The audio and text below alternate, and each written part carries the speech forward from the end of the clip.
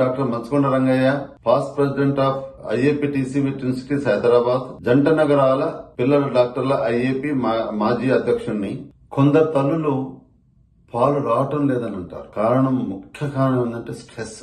ఆ స్ట్రెస్ అనేది తోటి వాళ్ళు చెప్పినట్టు తల్లిపాలు రావు. ఇంకా కొందరికి డిహైడ్రేషన్, అది వాళ్ళు సరిగా ఆహారం తీసుకోకపోవటం వల్ల, లేకపోతే నీరు సరిగా తాగకపోవటం వల్ల రావు. వాళ్ళకి తల్లులకు కూర్చోబెట్టి మనం కేవలం కౌన్సిలింగ్ చేయాలి. కౌన్సిలింగ్ అనేది యాక్చువల్ గా చెప్పాలంటే మెటర్నల్ ప్రీనేటల్ కౌన్సిలింగ్ అంటాం. అంటే మెటర్నిటీ చెకప్ కు పోయినప్పుడు తల్లితోటి గైనకాలజిస్ట్ సబ్స్టిట్యూషన్, ఆ 6th 7th month BP, pulse, sugar ఇవన్నీ చెక్ చేసినప్పుడు వాళ్ళ కౌన్సిలింగ్. తల్లి పాల ప్రాముఖ్యత, డెలివరీ కాగానే అరగంటలో గోల్డెన్ అవర్ అంటారు, అది పాలు ఇవ్వాలి.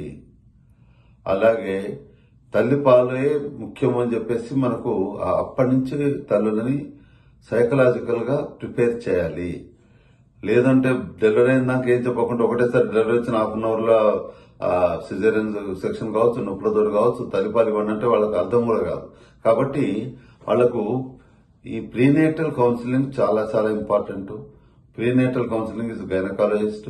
After delivery paediatrician or neonatologist will take care.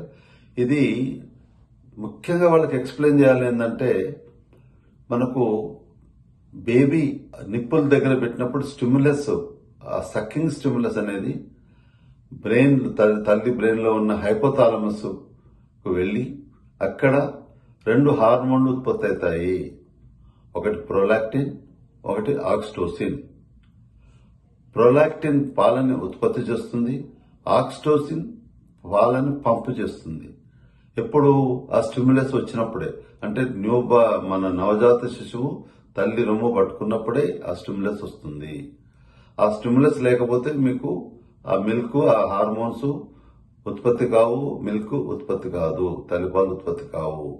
అది వాళ్ళకి ఎక్స్ప్లెయిన్ చేసి మనకు నేచురల్ ఫోనం. అదే కనుక ఈవెన్ ఎనిమల్స్ కి అయితే వాళ్ళకు ఈవెన్ ఆవులైనా సరే, గేదెలైనా సరే, లేక ఏమైనా ఈవెన్ క్యాట్ అండ్ డాగ్స్ కూడా ఎన్ని పిల్లల్ని కంటుంది, అయినా పాలు ఎందుకు వస్తున్నాయి?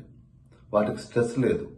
ఒకటేసారి ఎంతమంది పిల్లలున్న డాగ్ అయినా క్యాట్ అయినా వాళ్లకు 1 or 2 బేబీస్ ఉండవు, మోర్ దాన్ 3 or 4 ఉంటాయి. అయినా కూడా ఒకటేసారి పాలిస్తాయి, ఒకటేసారి వాళ్ళకు ఆ స్టిమ్యులస్ వస్తుంది. Same natural phenomena. God is great. భగవంతుడు ఇటు ఎనిమల్స్ కైనా అటు తల్లులకైనా సేమ్ రిఫ్లెక్స్.